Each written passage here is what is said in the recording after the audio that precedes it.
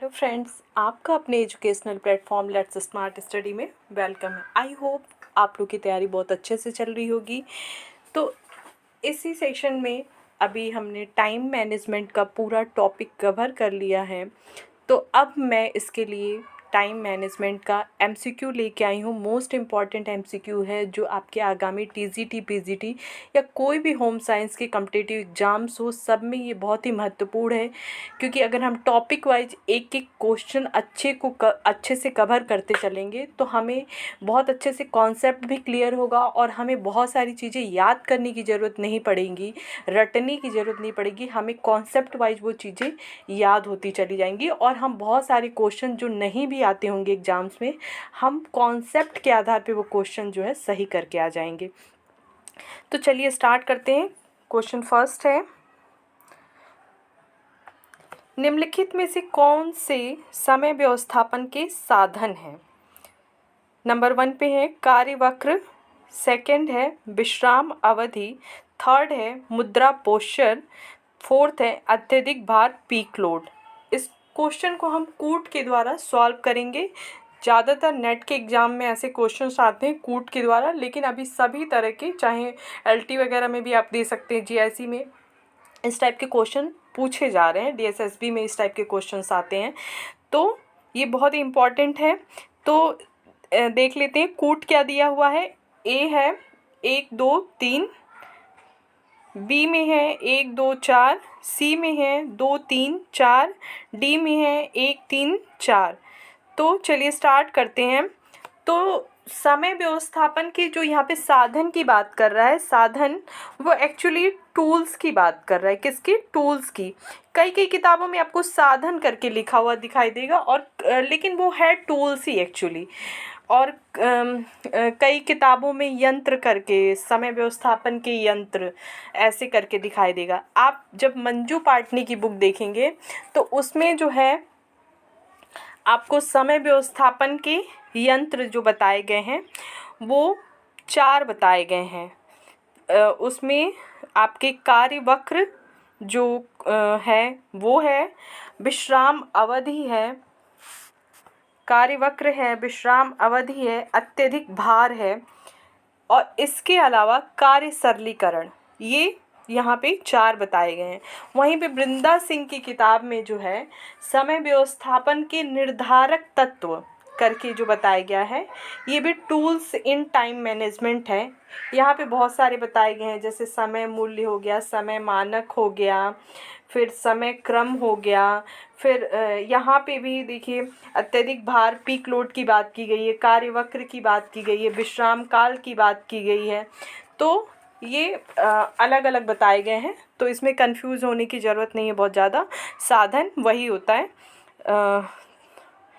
तो ये देख लेते हैं अब कूट के अनुसार कौन सा हमारा राइट आंसर है। तो 1 2 और 4, तो ऑप्शन नंबर बी में जो है 1 2 और 4 है, तो ये हमारा राइट आंसर हो जाएगा। तो कार्यवक्र को देख लेते हैं। कार्यवक्र क्या होता है? कार्यवक्र वह वक्र होता है जिससे किसी भी परिवार के प्रतिदिन किए जाने वाले कार्य के भार के वितरण की जानकारी मिलती है। कार्यवक्र के द्वारा हम ये किसी भी फैमिली का ये पता कर सकते हैं कि उन कब किस टाइम पे कितना ज़्यादा वर्क है, कब कम है, कब ज़्यादा है, किस टाइम पे वर्क लोड है। तो ये कार्यवक्र के द्वारा जो है पता चल जाता है। विश्राम अवधि, तो विश्राम अवधि क्या है? मतलब ऐसा नहीं है कि विश्राम काल से तात्पर्य कि बिल्कुल रेस्ट करना है। इसमें क्या होता है, कुछ समय के लिए कार्य के तनाव से हमें मुक्त होना होता है। चाहे वो हम बैठे बैठे टीवी देख के कर सकते हैं, या फिर कुछ बैठे बैठे काम करके भी कर सकते हैं, या फिर पूरी तरीके से लेट के कर सकते हैं। ये हर व्यक्ति का अपना एक पर्टिकुलर तरीका है रेस्ट करने का। मुद्रा पोस्चर क्या है? मुद्रा पोस्चर जैसे एक सिटिंग पोस्चर हो गया, अलग अलग टाइप से सिटिंग पोस्चर है, फिर खड़े होने का पोस्चर है, तो ये एक पोस्चर होता है। फोर्थ है अत्यधिक भार पीक लोड। तो अत्यधिक भार क्या है, एक निश्चित समय में, मतलब एक टाइम पीरियड, मान लीजिए सुबह का टाइम है तो उसमें एक से अधिक कार्यों को एक साथ संपन्न करना। क्या होता है, जनरली सुबह के टाइम पे लगभग सभी लोगों को घरों में एक साथ ही सबको, किसी को ऑफिस जाना है, किसी को कॉलेज जाना है, तो उस समय क्या होता है, अत्यधिक भार का टाइम होता है, वो अत्यधिक कार्यभार का वो टाइम होता है। तो उस टाइम को हम क्या, पीक लोड बोलते हैं, क्योंकि वो एक टाइम पे फिर उस मतलब जो गृहिणी होती है तो उसको बहुत सारा काम एक साथ करना पड़ता है। तो ये पॉइंट सारे समझ में आ गए। चलिए आगे पढ़ते हैं। सीमित संसाधन के क्वेश्चन नंबर सेकंड है, सीमित संसाधन के रूप में जाना जाता है।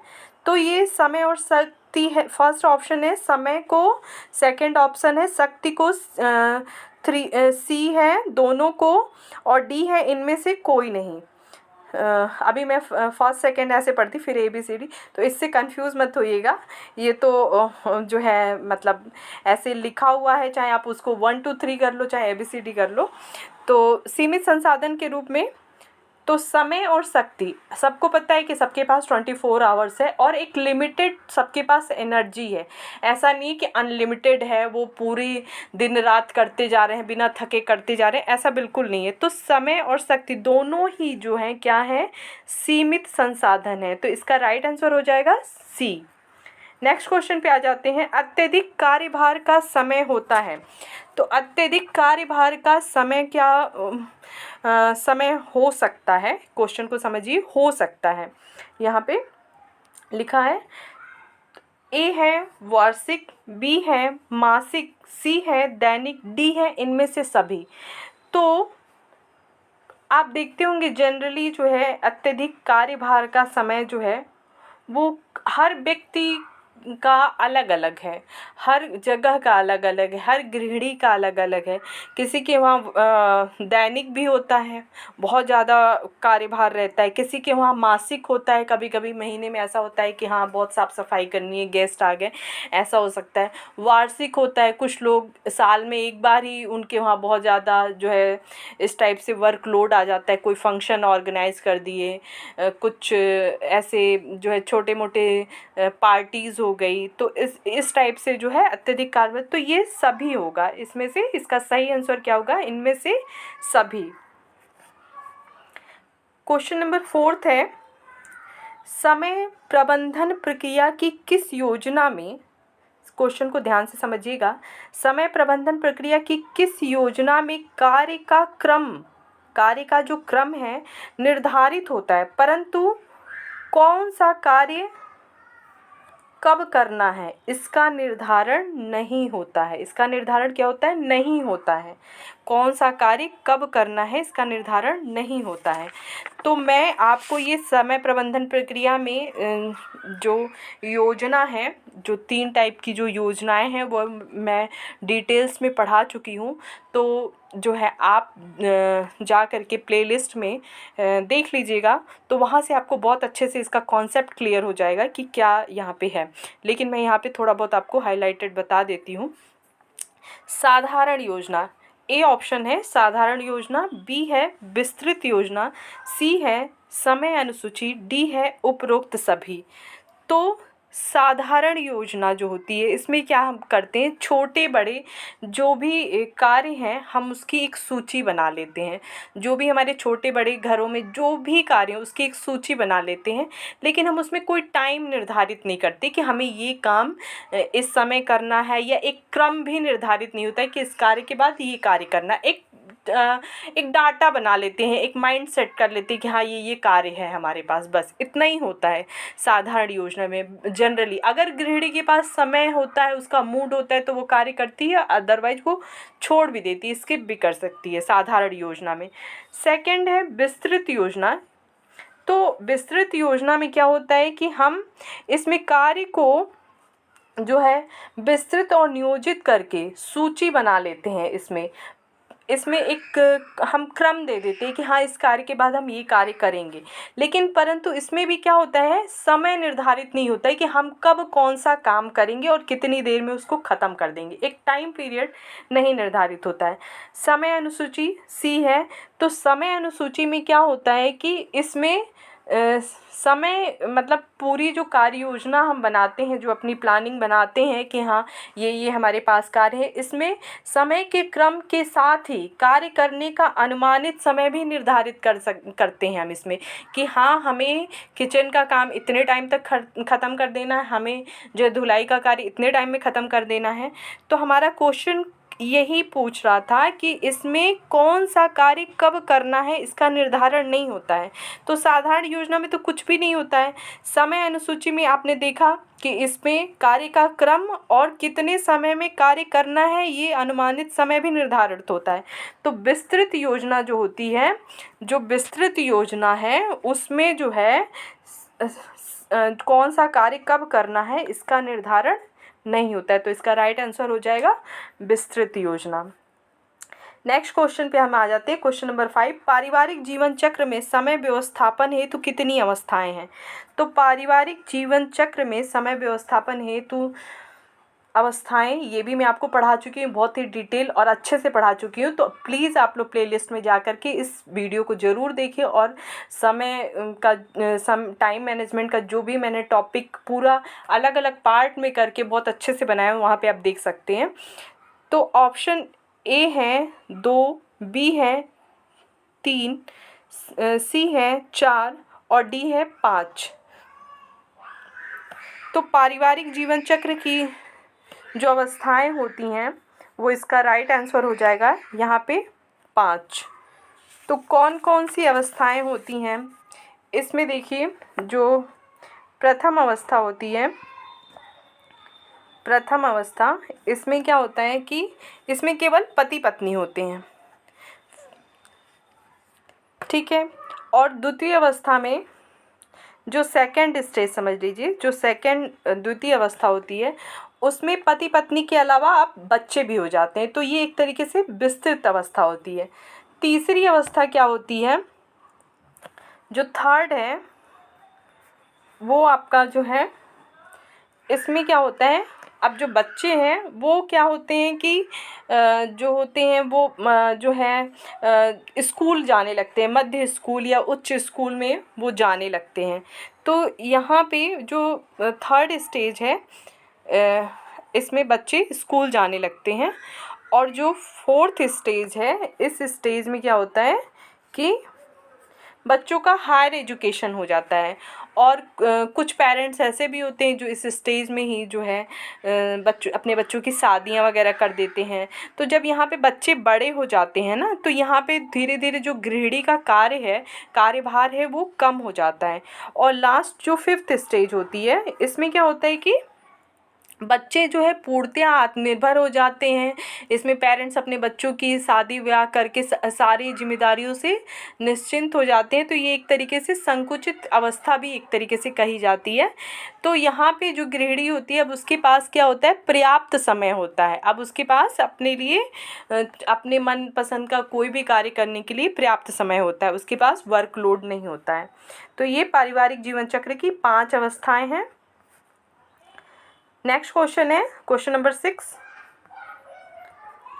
पारिवारिक जीवन चक्र की द्वितीय अवस्था, अभी मैंने देखिए बताया है, पारिवारिक जीवन चक्र की द्वितीय अवस्था जो होती है, ऑप्शन ए है संकुचित, बी है विस्तारित, सी है दोनों और डी है इनमें से कोई नहीं।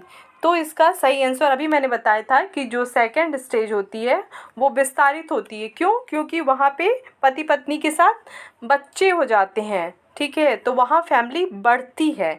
और जब फिर लास्ट में क्या होता है कि बच्चे जो है सेटल हो जाते हैं, उनकी शादी हो जाती है, तो फिर जो है माता पिता, जो पति पत्नी जिन्होंने अपने बच्चों की परवरिश की, वो फिर अकेले हो जाते हैं। तो वो क्या होती है, संकुचित अवस्था होती है। क्वेश्चन नंबर 7 पे आ जाते हैं। 7 है डैश डैश एक संसाधन है जो हम सब साझा करते हैं, हालांकि यह वह साधन है जिसके प्रति हम सामान्यतः लापरवाह होते हैं। ऑप्शन ए है धन, ऑप्शन बी है समय, ऑप्शन सी है ऊर्जा और ऑप्शन डी है जल। तो जनरली जो है लगभग सभी लोग जो है समय के प्रति ज़्यादा लापरवाह होते हैं। कंपैरिजन टू धन, ऊर्जा और इन सारी चीज़ों के प्रति लोग अपने समय का बहुत इम्पोर्टेंट नहीं समझते हैं कि हाँ ये हमारे लिए बहुत ही ज़्यादा इम्पोर्टेंट है। तो समय जो है बेहद इम्पोर्टेंट होता है और जनरली इसके प्रति लोग लापरवाह होते हैं। निखिल और डार्सी के अनुसार, क्वेश्चन नंबर 8 है, निखिल और डार्सी के अनुसार मानवीय साधन है। ऑप्शन ए है समय, ऑप्शन बी है शक्ति, ऑप्शन सी है भावनाएं, ऑप्शन डी है योग्यताएं। तो निखिल और डार्सी ने जो है समय को जो है मानवीय साधन माना है। निखिल और डार्सी ने क्या माना है?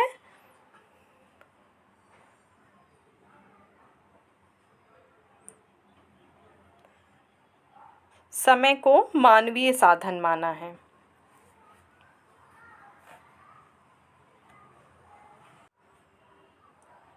सॉरी, यहाँ पे अमानवीय होगा, यहाँ कन्फ्यूज़न हो गया। यहाँ पे जो है अमानवीय होगा, अमानवीय साधन माना है। सॉरी, निखिल और डार्सी ने जो है समय को अमानवीय साधन माना है, ये टाइपिंग मिस्टेक है। और वहीं पे जो है ग्रॉस और कैंडल ने, किसने? ग्रॉस और कैंडल, ग्रॉस और कैंडल ने समय को मानवीय साधन माना है। तो कंफ्यूज मत होइएगा, यहाँ पे टाइपिंग मिस्टेक थी। तो निखिल और डार्सी ने अमानवीय साधन माना है समय को, और ग्रॉस और कैंडल ने समय को मानवीय साधन माना है। इन्होंने क्या माना है? मानवीय साधन। नेक्स्ट क्वेश्चन पे आ जाते हैं। क्वेश्चन नंबर 9 है, न्यूनतम समय में कार्यों को गुणवत्तापूर्वक संपन्न करना कहलाता है। ऑप्शन ए है शक्ति व्यवस्थापन, ऑप्शन बी है समय व्यवस्थापन, ऑप्शन सी है समय प्रक्रम, ऑप्शन डी है समय चक्र। तो न्यूनतम समय में कार्यों को गुणवत्तापूर्वक, समय व्यवस्थापन में देखिए यही बताया गया है कि हमें काम को कम से कम समय में करना है, लेकिन उसकी गुणवत्ता पे कोई प्रभाव नहीं पड़ना चाहिए, उसकी क्वालिटी पे इफ़ेक्ट नहीं पड़ना चाहिए। तो ये समय व्यवस्थापन इसका सही आंसर हो जाएगा। नेक्स्ट क्वेश्चन है क्वेश्चन नंबर 10, कुछ समय के लिए कार्य के तनाव से मुक्त होकर शरीर दिमाग को आराम देना कहलाता है। तो ऑप्शन ए है कार्यभार, ऑप्शन बी है समय मानक, ऑप्शन सी है विश्राम काल, ऑप्शन डी है अतिरिक्त कार्यभार। तो इसका सही आंसर हो जाएगा, अभी हमने पीछे अभी एक क्वेश्चन में डिस्कस हुआ है कि विश्राम काल के बारे में। तो इसमें क्या है, कुछ समय के लिए कार्य के तनाव से मुक्त होकर शरीर और दिमाग को आराम देना ही क्या कहलाता है? विश्राम काल। यहाँ पे कोई अतिरिक्त कार्यभार भी मैंने बताया था, ठीक है, कार्यभार क्या होता है ये भी आपको पता ही है। नेक्स्ट क्वेश्चन पे आ जाते हैं। क्वेश्चन नंबर 11 है, दुर्घटना होने पर घायल को अस्पताल पहुंचाना किस प्रकार का कार्य है? ऑप्शन ए है व्यक्तिगत कार्य, पारिवारिक कार्य, ऑप्शन सी है आकस्मिक कार्य और डी है इनमें से कोई नहीं। तो दुर्घटना होने पर घायल को अस्पताल पहुंचाना किस प्रकार का कार्य है? ये कोई जो है हमारा मतलब व्यक्तिगत कार्य तो हो नहीं सकता है, पारिवारिक कार्य भी नहीं हो सकता है, ये आकस्मिक कार्य है जो अचानक ही आ जाता है। नेक्स्ट क्वेश्चन पे आ जाते हैं। क्वेश्चन नंबर 12 है, समय योजना का 5वां चरण। यहाँ पे क्या पूछ रहा है? समय योजना का 5वां चरण। ऑप्शन ए है योजना को लिखना, ऑप्शन बी है अनुमानित समय निर्धारण, ऑप्शन सी है समय क्रम का निर्धारण, ऑप्शन डी है समन्वय स्थापित करना। तो समय योजना के जो चरण बताए गए हैं वो कितने बताए गए हैं? पहले तो यही है, तो समय योजना के 6 चरण हैं और इसका जो पांचवा जो है चरण, उसमें बताया गया है योजना को लिखना, जबकि अनुमानित समय निर्धारण जो है ये सेकंड नंबर पे है और समय क्रम का निर्धारण ये फोर्थ नंबर पे है। और लास्ट है समन्वय स्थापित करना। नेक्स्ट क्वेश्चन पे आ जाते हैं। क्वेश्चन नंबर 13 है, एक ही क्षेत्र में काम करने से डैश डैश की बचत होती है। तो एक ही क्षेत्र में काम करने से बचत होती है। ऑप्शन ए है समय की, ऑप्शन बी है शक्ति की, ऑप्शन सी है दोनों की, ऑप्शन डी है इनमें से कोई नहीं। तो इसका राइट आंसर हो जाएगा, अगर हम एक ही क्षेत्र में काम करेंगे तो यहाँ पे हमारे समय और शक्ति दोनों की ही बचत होगी। हमारा टाइम और एनर्जी दोनों का मैनेजमेंट होगा, दोनों की सेविंग होगी। समय प्रबंधन का औजार है, समय प्रबंधन का औजार है। क्वेश्चन नंबर 14 है। ऑप्शन ए है शिखर कार्यभार वक्र, ऑप्शन बी है दीवाल घड़ी कलाई घड़ी, ऑप्शन सी है कंप्यूटर, ऑप्शन डी है दौड़ना। तो समय प्रबंधन का औजार जो है यहाँ पे, अभी औजार या यंत्र बोलिए, सब एक ही है, या साधन बोलिए, तो यहाँ पे दीवाल घड़ी कलाई घड़ी हो ही नहीं सकता, कंप्यूटर हो ही नहीं सकता, दौड़ना उससे कोई मतलब ही नहीं है। तो समय प्रबंधन के जो यंत्र हैं वो हैं शिखर कार्यभार वक्र, जो है शिखर कार्यभार वक्र। नेक्स्ट क्वेश्चन पे आ जाते हैं। इनमें से कौन, क्वेश्चन नंबर 15 है, इनमें से कौन सा वाक्य असत्य है? इस पे ज़्यादा फोकस होइएगा कि असत्य है, सत्य की बात नहीं कर रहा। ऑप्शन ए है समय योजना मौसम के अनुसार होनी चाहिए।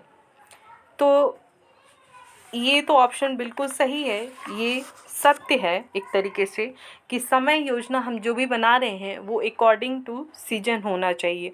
ऑप्शन बी है समय योजना कठोर होनी चाहिए। तो क्या समय योजना कठोर होनी चाहिए? नहीं, समय योजना बिल्कुल ही फ्लेक्सिबल होना चाहिए, ताकि उसमें हम जब चाहें अपने प्लान को चेंज करके जो है उसको मॉडिफाई करके, और जो भी हमें उस टाइम अचानक जो भी वर्कलोड आए हम उसको कर सकें। तो ये आपका स्टेटमेंट जो है गलत है, यानी कि असत्य है। ऑप्शन सी है समूहीकरण से समय की बचत होती है। बिल्कुल, अगर हम कोई काम को एक ग्रुप में करके करते हैं तो वहाँ पे समय की हमारी बचत होती है। समय योजना लचीली होनी चाहिए। तो इसका राइट आंसर हो जाएगा ऑप्शन बी। नेक्स्ट क्वेश्चन पे आ जाते हैं। इस प्रक्रिया में समय के क्रम के साथ ही कार्य की अनुमानित समय भी निर्धारित किया जाता है। ऑप्शन ए है विस्तृत समय योजना में, ऑप्शन बी है साधारण समय योजना में, ऑप्शन सी है समय अनुसूची में, ऑप्शन डी है अत्यंत साधारण समय योजना में। तो ये जो है मैं आपको अभी जो है एक क्वेश्चन में पूरा इसको बता चुकी हूँ कि विस्तृत समय योजना में क्या होता है, साधारण समय योजना में क्या होता है और समय अनुसूची में क्या होता है। तो इसका राइट आंसर होगा समय अनुसूची में, क्योंकि समय अनुसूची में हम कार्य के क्रम के साथ साथ कार्य में लगने वाले समय का भी अनुमान लगा लेते हैं, और विस्तृत योजना में हम सिर्फ कार्य का क्रम निर्धारित करते हैं। साधारण योजना में हम बस एक कार्य की सूची बनाते हैं। तो ये जो है डिफरेंस आपको याद रखना पड़ेगा, समझना पड़ेगा कॉन्सेप्ट को। नेक्स्ट क्वेश्चन पे आ जाते हैं। समय योजना के कितने चरण होते हैं?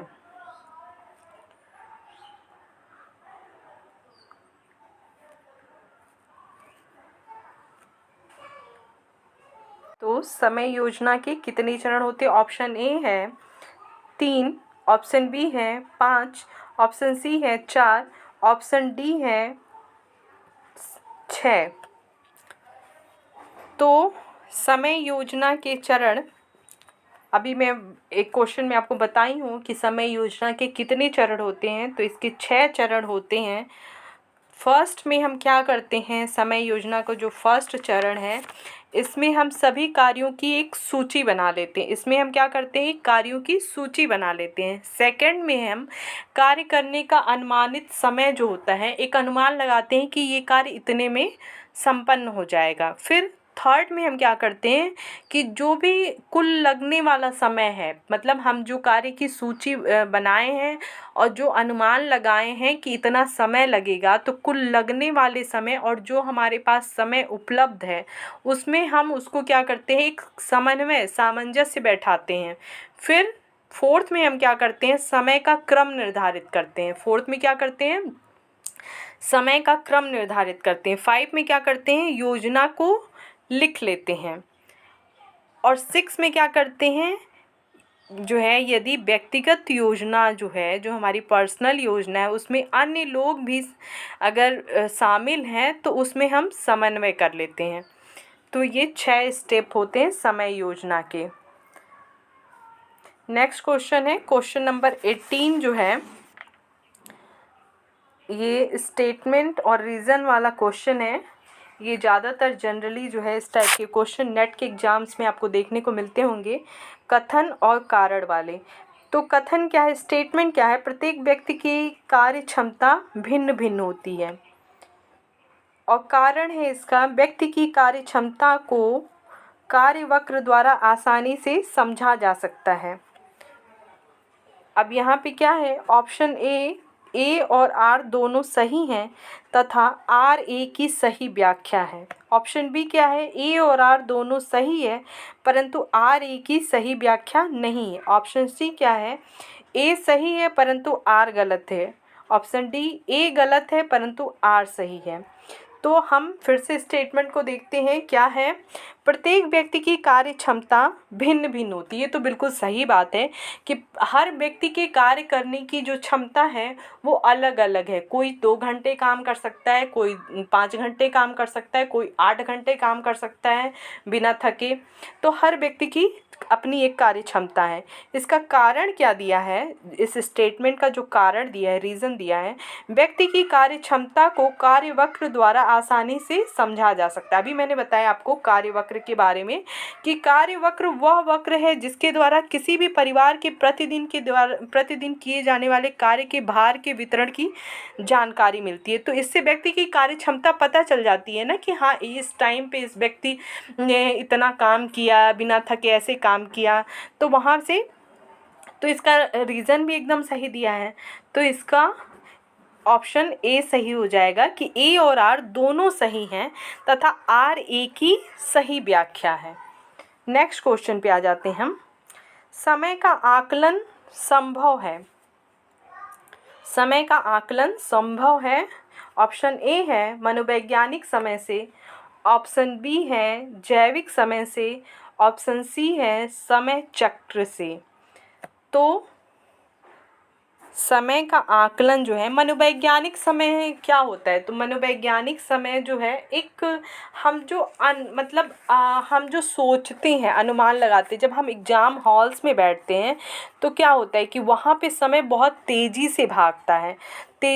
हमें 3 घंटे का जो समय मिला रहता है तो हमें लगता है कि अरे 3 घंटे का समय तो ऐसे ही 2 ही घंटा अभी हुआ। तो ये हमारा क्या है, एक मनोवैज्ञानिक वो है कि समय जल्दी जा रहा है, लेकिन होता 3 घंटे ही है। तो यहाँ पे इससे तो हम समय का आकलन नहीं कर सकते क्योंकि वो तो हमारा अपना पर्सनल अनुभव है। जैविक समय क्या होता है कि मानव हो या कोई भी पशु पक्षी या कुछ भी हो, एक सोने, खाने, बैठने और जो भी हमारी एक भूख लगने, नींद लगने, इन सबों का एक जैविक समय है। मतलब हमें ऑटोमेटिकली उस समय पे वो महसूस होने लगता है। रात होते ही हमको नींद आने लगती है, जब सुबह होता है हमारी नींद खुल जाती है। और जो पशु पक्षी भी हैं उनका भी जो है सुबह होते ही वो जो है चिड़ियों की चहचहाहट सुनाने लगती है। तो ये क्या होता है ना, इससे समय का आकलन आसानी से किया जा सकता है। क्यों? क्योंकि ये प्रकृति के द्वारा जो है स्थापित है। और समय चक्र में क्या होता है कि सब जितने भी व्यक्ति हैं उनके पास जो है 24 घंटे ही होते हैं ना, सबके पास 24 घंटे ही होते हैं। तो उस निर्धारित समय में जो है व्यक्ति अपने कार्य को जो है निपटाता है, और प्रत्येक कार्य का एक निर्धारित समय है, ठीक है। अब जैसे कि वो सुबह उठेगा, रात्रि में सोएगा, कार्यस्थल का उसका समय है, विश्राम करने का समय है, तो ये एक समय चक्र है, ठीक है। नेक्स्ट क्वेश्चन पे आ जाते हैं हम। निर्देश के लिए आवश्यक है, तो निर्देश के लिए जो है आवश्यक है, ऑप्शन ए है कार्य में कुशलता, ऑप्शन बी है कार्य में निपुणता, ऑप्शन सी है ए और बी दोनों, ऑप्शन डी है इनमें से कोई नहीं। तो अगर हम किसी को निर्देश दे रहे हैं कि हाँ तुम्हें ऐसा करना चाहिए, वैसा करनी चाहिए, तो उसके लिए क्या आवश्यक है, हमारे अंदर भी तो कुछ क्वालिटी होनी चाहिए। तो पहले तो हम कार्य में कुशल हों, हमारे अंदर वो कुशलता होनी चाहिए, और निपुणता भी होनी चाहिए, हम उसमें एकदम परफेक्ट होने चाहिए, तभी तो हम किसी को डायरेक्शन दे सकते हैं। तो ये दोनों ही बेहद इम्पॉर्टेंट हैं निर्देशन देने के लिए। तो ये टाइम मैनेजमेंट का 20 मोस्ट इम्पॉर्टेंट MCQ था। आप इसको बहुत अच्छे से एक एक पॉइंट्स को मैंने यहाँ पे डिटेल्स में बताया भी है, और मैं टाइम मैनेजमेंट के पूरे टॉपिक्स को बहुत अलग अलग पार्ट में करके जो है वीडियो बनाई हूँ। तो आप लोग प्लीज़ जो है प्लेलिस्ट में जा कर के वो सारे वीडियो देखिए, तो वहाँ से आपके कॉन्सेप्ट क्लियर हो जाएंगे। और जो है बिल्कुल भी रटने वाली स्टडी मत करिए, कॉन्सेप्चुअल स्टडी करिए, उससे बहुत जो है आपका जो है एग्ज़ाम्स में आसानी हो जाएगी क्वेश्चन को सॉल्व करने में। क्योंकि क्वेश्चन में क्या होता है, वहाँ पे जा कर के ना बहुत कन्फ्यूज़न हो जाता है।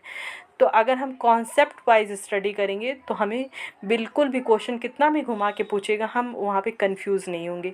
तो अगर आपको वीडियो अच्छी लगी हो तो प्लीज़ अपने दोस्तों के बीच शेयर करिए, लाइक करिए, चैनल को सब्सक्राइब करिए, बेल आइकन को प्रेस करिए, ताकि आगे भी जो मेरी वीडियो हो वो आपको ईज़िली अवेलेबल हो। Thank you.